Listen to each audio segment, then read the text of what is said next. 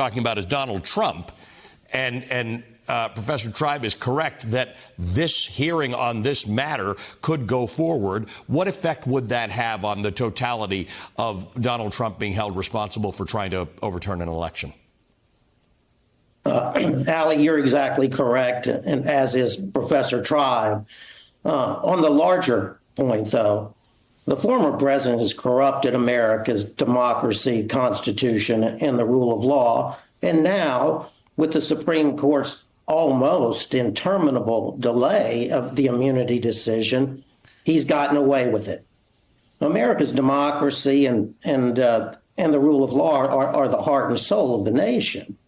America's been the beacon of freedom and liberty to the world for almost 250 years now because of its democracy and the rule of law.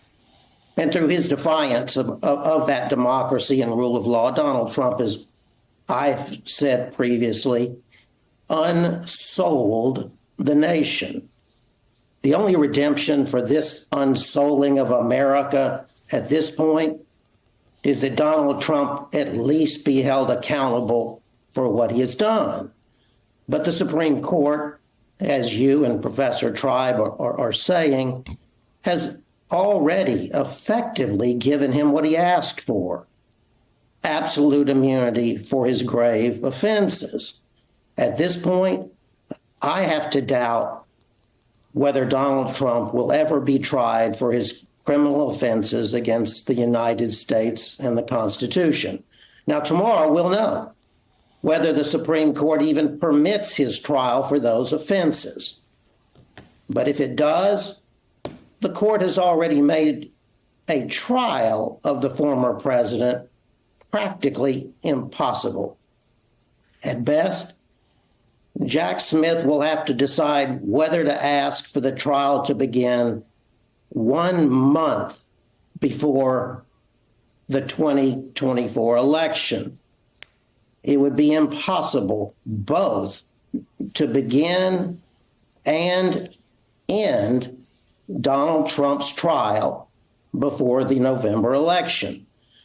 No prosecutor would want to straddle the election with the first trial of an American president in history, who himself is a candidate for the presidency in that election.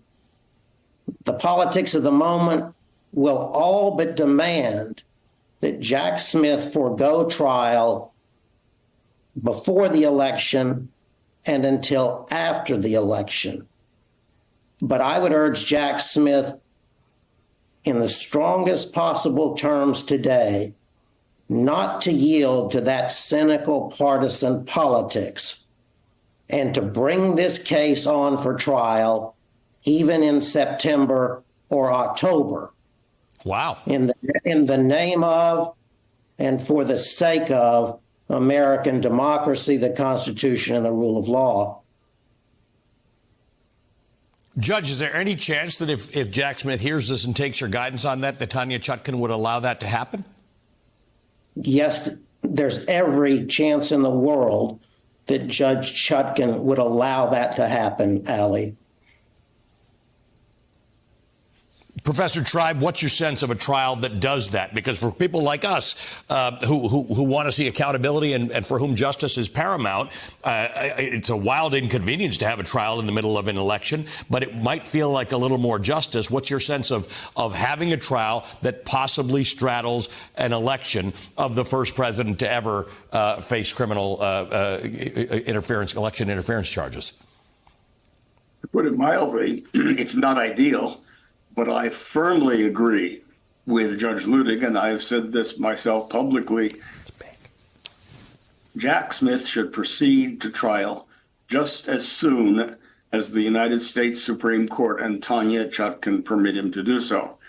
The policy of the Justice Department not to initiate criminal investigations within 2 months of an election has no role here. First, because this is not a matter of initiating an investigation. It's a matter of holding a trial that, in fact, was originally scheduled to be held back in March and that has been delayed for no good reason. Second, this is not a standard situation in which convenience should make the slightest difference. As Judge Luttig says, American democracy and the rule of law and the survival of our constitutional republic are all on the line. This is a moment of existential significance. Of course, I would urge Jack Smith to proceed to trial absolutely as soon as he can, not to scratch his head and wonder whether it looks good or not, to have a trial straddling an election in which the criminal defendant, already convicted on 34 felonies, happens also to be a candidate for president.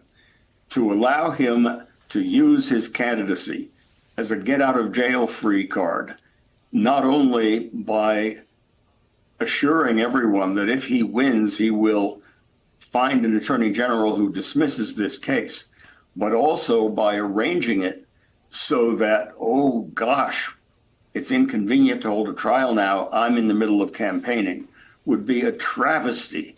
It would be the most outrageous example of justice delayed being justice denied. And it is not just justice for one individual, it's justice for the American people. Hey there, MSNBC fans. I'm Luke Russert, and be sure to join me